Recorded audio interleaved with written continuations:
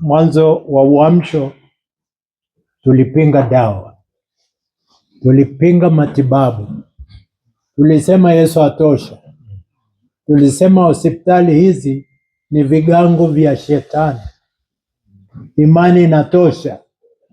Na wale walienda kutibiwa tukaona imani yao ni haba, kwamba hawajaamini vya kutosha. Nilichagua neno hili, waheshimiwa viongozi wetu, ili litutangulie, tujue kwa hakika zahanati, vituo vyetu vya afya, hospitali ni mkono wa Mungu wa kutuponya. Bwana asifiwe. Amen. Tujue kwamba matibabu kamili ndio ni sala, lakini pamoja na matibabu ni sala pamoja na dawa. Kila kimoja kina mahali pake. Kwa hiyo naamini hakuna mtu ambaye anakengeuka kwa ajili ya hilo, kwamba kuombewa, maombezi yana sehemu yake, lakini dawa katika hospitali zetu, zahanati zetu zina mahali pake. Naona hivi kama vile dawa ni hekima ya Mungu ambayo anatumia madaktari, matabibu wetu, wauguzi kuzitumia kama mkono wa Mungu wa uponyaji. Anapata baraka ya ujauzito, ajifungue salama, mtoto salama na mama salama.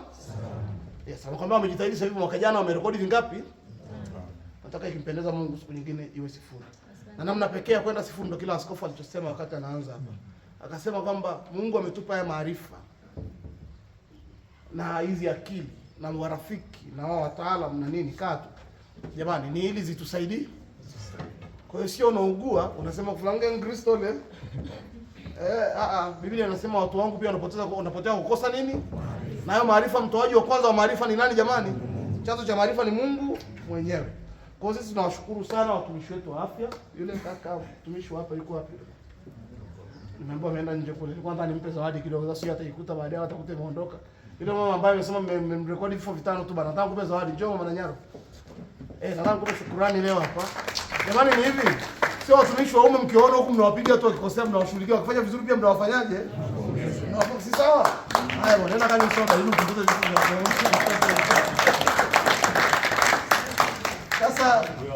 Bwana mtaalamu, nilikuwa nakuulizia, njoo haraka haraka na umekuja kasi kweli, wako naona kitu kinakosa. Bwana ita bwana nani? Limo. Nyumbani ni wapi? Kilimanjaro. Tunakushukuru kutoka Kilimanjaro uje ukao huko mlimani kwetu. Hii nakupa ni soda tu na maji, lakini ni kitu kidogo, ila kinaonyesha shukrani ya kwetu sisi. Kubali kuja kukaa hapa hii baraka ili tuangalie afya za watu wetu, na tunakuomba uzidi kupambana. Small piece of bread. Tunakushukuru sana. Baba Askofu wakati anaongea, mchungaji Kaya hapa alisema kwamba anatamani sasa tukija siku nyingine tukuje kumefanyaje? Kumepauliwa, kumezekwa. Ni kweli. Ni kweli. Nakumbuka wakati ule ndugu yangu diwani Elia Lise. Nakumbuka wakati ule jitihada mlizofanyaga mpaka mkapiga kazi.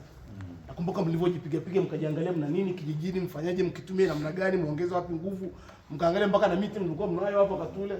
That was a good initiative. Kwa mimi kwa kweli niseme tu kwamba sitaki kuondoka hapa bure na mchungaji wangu. Kwa sababu mimi natokea kwenye hili jimbo la kati. Ndio mchungaji wangu wa jimbo. Na juzi kati hapa baada ya kupata hii kiti tulikuwa tunakutana mahali wa Meru tujadili mambo yetu. Kwa na mimi sitaki kutoka bure jamani. Mimi nilikuwa nimekuja tu kuja kupokea msaada, kuja kumwambia askofu asante. Na endelea ku maintain wale marafiki zetu kule Wisconsin Milwaukee. Sasa siwezi kuondoka hivi. Si ndivyo jamani? Yeah. Hiyo manji kama enda ndo.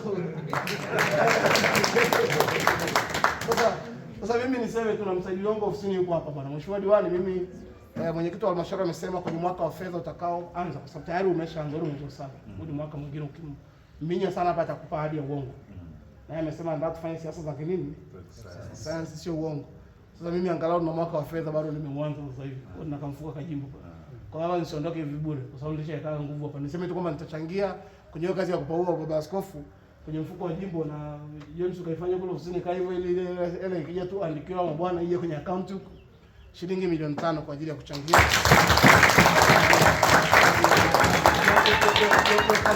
na haitakuwa mwisho. Haitakuwa mwisho. Tulishaanza hapa, tulishashiriki kwa mikono, kwa nguvu, kwa nini? Na tuna wajibu wa kuendelea kufanya.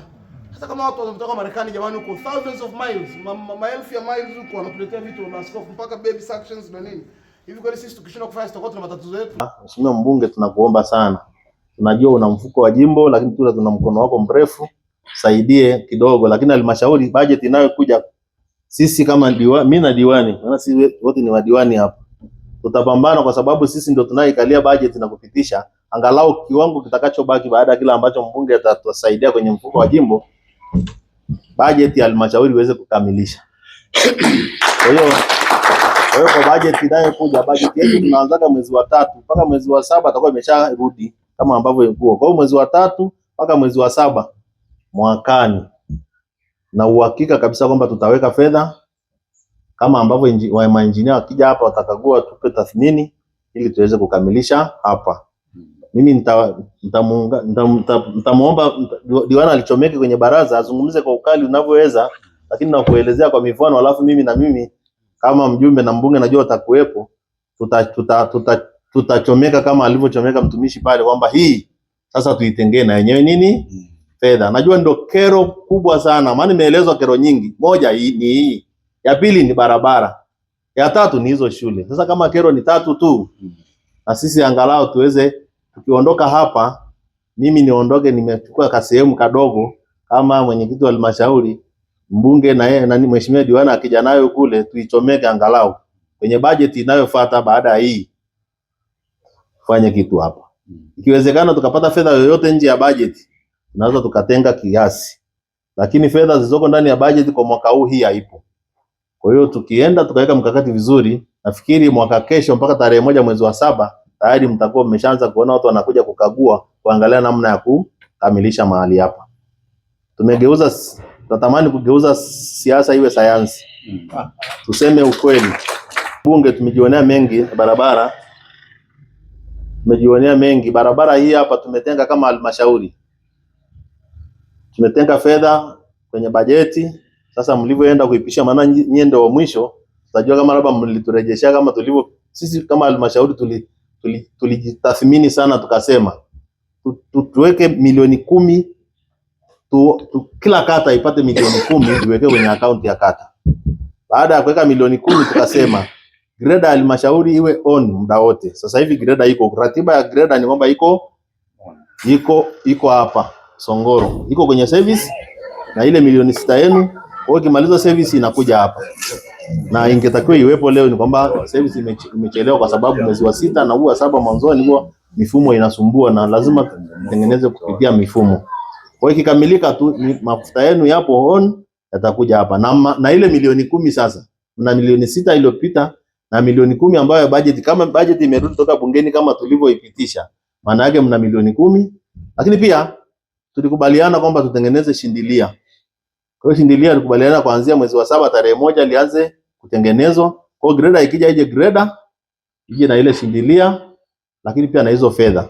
Ili sasa serikali ya kijiji, lakini pia na diwani na watu wa kata wakae chini, wafanye wadadavue namna ya kuweza kusaidia angalau, hata kama tutaondoa kero zote za barabara, tuwe na barabara za Songoro ambazo tuna uhakika ukichepuka kutoka huku, kisha ikamata ile barabara ambayo imetengenezwa na diwani inakupeleka mpaka wapi?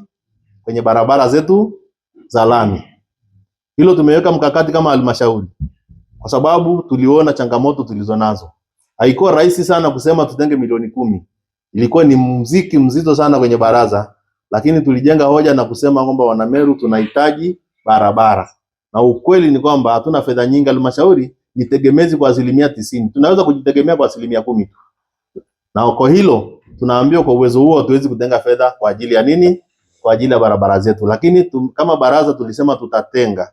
Alafu ikienda huko juu kama ikiondoka sawa, lakini tunajua tuna mbunge makini sana, tuna mtu ana uwezo sana wa kujenga hoja. Kwa muda mfupi ambao tumekuepo tumesaidiana mambo mengi sana. Ni simu moja tu kwenda Dodoma kurudi jambo limekamilika. Kwa hiyo tuna uhakika kwa muunganiko tulionao wa baraza, lakini na mbunge ambaye yuko mbele yetu ambaye anatupigania huko, lakini pia na watumishi wa Mungu tulionao ambao wanatuombea. Tuna imani kabisa kwamba ndani ya miaka 5 hii tunaenda kutenda mambo mengi. Na kwa sasa tuna zahanati mbili tu zenye hivi vifaa kwa ngazi ya zahanati, ni zahanati ya Songoro na zahanati nyingine iko Kisimiridu. Lakini hivi vifaa vinapatikana kwenye hospitali za halmashauri kama Meru, Mkwaranga wanavyo, lakini pia na vituo vya afya kama vituo 6 tu. Tuna vituo vya afya 13, lakini ni vituo 6 tu ambavyo vinaweza kupata hichi kifaa. Kwa hiyo mimi namshukuru sana Baba Askofu kwa namna ambavyo anaweza kuona jamii inahitaji vifaa hivi na kushirikiana na wadau wa Marekani.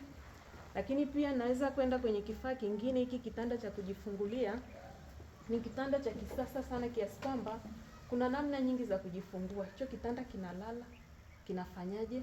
Kuna mtoto anakuja kwa kichwa, kuna mtoto anakuja hivi. Kwa hiyo yani hichi kitanda ni cha kisasa ambacho sisi tunawashukuru sana wadau wetu kwa kutuletea hivi vifaa. Nafikiri wakunga walioko hapa watakuwa hawapati changamoto, maana walikuwa wana delivery bed moja tu, kiasi kwamba akipata wamama wawili hawezi kujua namna ya kufanya. Atamzalishia kwenye kile kitanda ambacho kitamfanya yeye ainame sana na mazingira yanaweza yakawa magumu. Lakini pia tuna hiyo suction machine hapo tunayoiona. Hiyo hatuna hata zahanati ambayo inayo. Zahanati kwa ngazi ya zahanati. Kwa Songoro ni wa kwanza. Kwa hiyo Songoro tunavipata kwenye ngazi za vituo vya afya pamoja na hospitali za wilaya na hospitali yetu ya Mkwaranga tunakuwa na vitu.